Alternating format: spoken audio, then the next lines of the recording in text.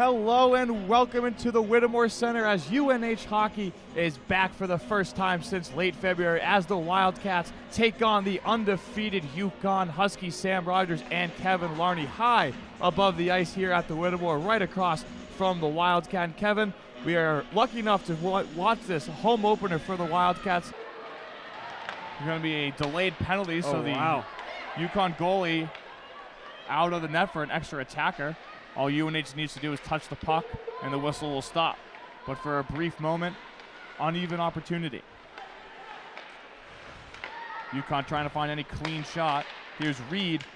Fires off a tip and a goal. Wow. Emily Reed took the shot, and you know the old saying, get pucks to the net and good things will happen. Couldn't see if that was tipped. We'll look for the replay. Nonetheless, 1-1, and Yukon answers just under 2 minutes to tie this game. UNH offense definitely needed to get going. Started the season with the Yukon Huskies getting the action going tonight. Good save there by Boudelier. Yukon now possessing the puck. Up top is Kayla Mee, number 28.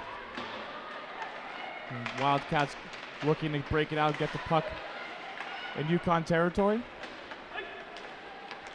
That's going to bring us for the first icing call. So, Kevin, as we have a break in action, Yukon 3-0 on the season.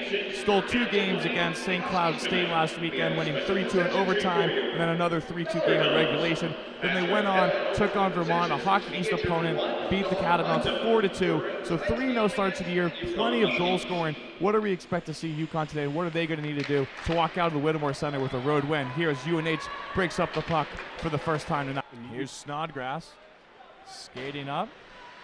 Fisher up to the hash mark. She's about to leave the net. Yukon gets possession. Fisher's calling for her to come off. She does. And the goalie's off. Extra attacker on for the Yukon Huskies. Lindblad, that's 6th forward. And now with 1:42 remaining, Yukon needs 2 goals. UNH really only needs a couple of defensive clears before this game is over. Good tip there by Lindblad. Puck goes just wide. Another shot for the point. That's a goal. The 3rd goal from a shot from the point tonight. And we have an interesting end to this hockey game as 4-3. Yukon cuts it to a 1-goal deficit with 1:28 remaining. UNH band once again picking it up. And the Wildcat faithful showing their support for the home team, as they are, like I mentioned earlier, just a couple defensive clears away from skating away with their 4th win of the season. Here's Ray battling on the corner with Howren. Good block there by Peltier. 1 minute left in the game. Big save there by Kira Smith. Right in front of the net. No Wildcat defenders knew where the puck was. Puck not able to exit the zone. Peltier now maintains possession, wraps it around for Dunbar. Dunbar engaged in a one-on-one battle with Paige Sorensen. Here comes Merrimack, good pass down low. Big save there by Smith. Kicks it away into the corner. Now Dunbar needs to clear the zone. Gabby Jones was on the other side of that post. Wide open net and the backhand. The backhand was saved there by Grand Mentis. She takes it from behind her own net. 15 seconds left on the clock. One last rush for Merrimack. Glove save by Smith. Great play because there was some Warriors flying to the net. Jessica Bonfie was going to take any loose puck and put it right in as the equalizer. Now with 9.5 seconds left, the biggest face-off for the night will come to the right of Kira Smith. Megan Ferguson wins it. Sorensen gets it over. Could it be the last shot for Merrimack? Shot is loose in front. UNH able to clear. And the clock runs out before the puck is iced, and the Wildcats get their 4th win of the season after 3 power play goals. 3-2 win for UNH over a very impressive Merrimack team. As the clock winds down, it's going to be official. The Wildcats are 1-1-1 in this very early 2018-2019 season, but they're 1-0 at home and 1-0 in Hockey East as they defeat the Yukon Huskies by a score of 5-3, and the floodgates were open. After a combined 1 goal in their first 46 shots, the Wildcats get 5 in just 25 shots. This top line for BC on the ice once again feels like they're on nearly every other shift, and you can tell why. Watts with 38 points, Newkirk with 33, and Agnew with 22 points, all respectively on the season.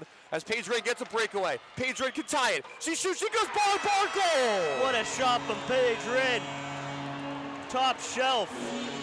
Paige Rinn gets left alone on the breakaway, and she makes the Eagles pay, and we got a tie hockey game nearly halfway through the period. This Eagles team is deadly, especially with that first line of Agnew, Newkirk, and Watts for the maroon and gold.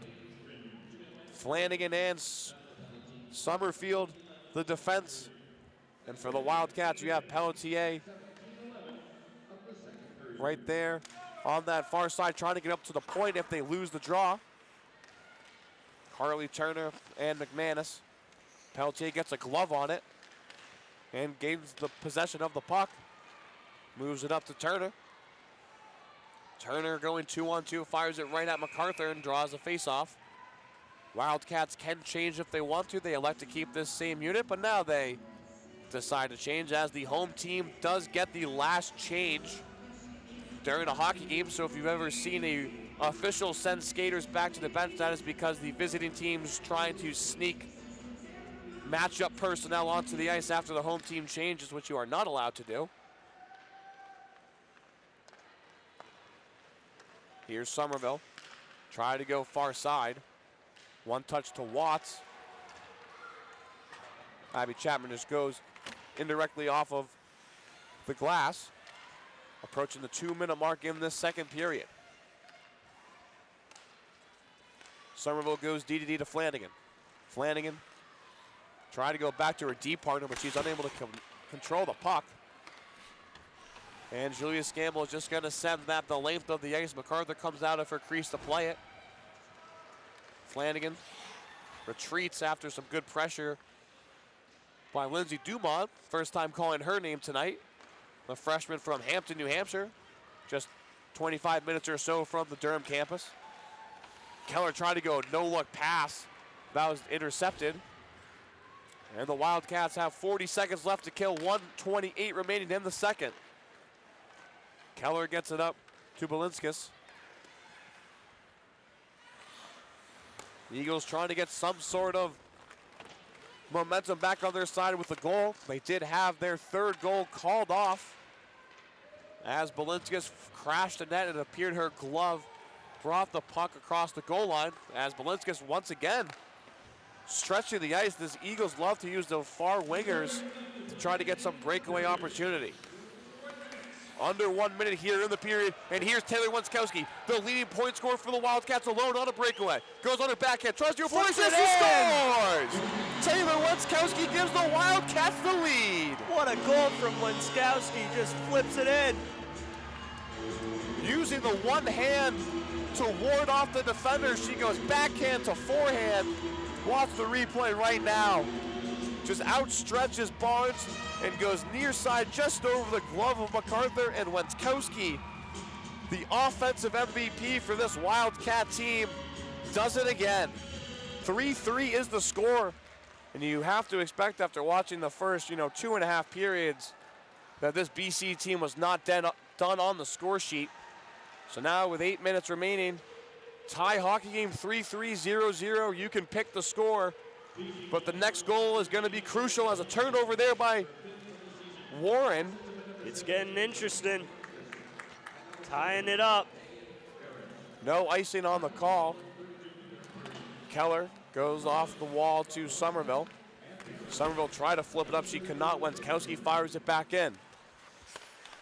Here's Watts maintaining possession, crosses the red line, and she's going to send it in deep, flips it in, and gets the line change. Newkirk and Howard battling. Howard wins it. She fired the puck outside of Dunbar's reach, which causes BC to deal with it in their own end. Longerin with a lot of speed gets it over to Barnes, who's jumping up from her defensive position. Barnes trying to fire a backhand, goes off the skates of Pelletier. Dunbar now has it. Dunbar has Middleton wide. Alexa skated up herself. Good back check there by Kelly Brown. Kelly Brown, the freshman from Burlington. Nice in the middle spot. Geographically from Boston and Durham. McManus, the lone Wildcat in, as Devin Taylor is waiting for the puck to break free. Looks like Rowe. they're waiting patiently as a fan just screams out, move the puck. Carly Turner right in front of the net. Good setup there by McManus, but MacArthur was aware of number 19 crashing right on her and uses her glove to eliminate any cheap goals this late in the game. 6:51 the time on the clock, 3-3 the score. Back and forth hockey game. The Wildcats scored 2 breakaway goals in the second period to take the lead as that shot goes wide, and BC just found the back of the net for the equalizer.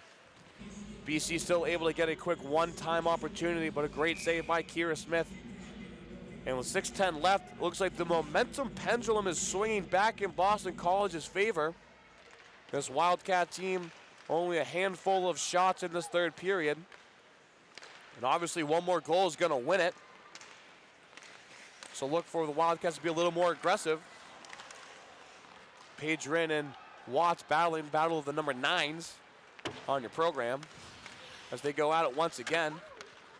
Daryl Watts gets the puck low for Emily Rickwood. She goes high off the glass.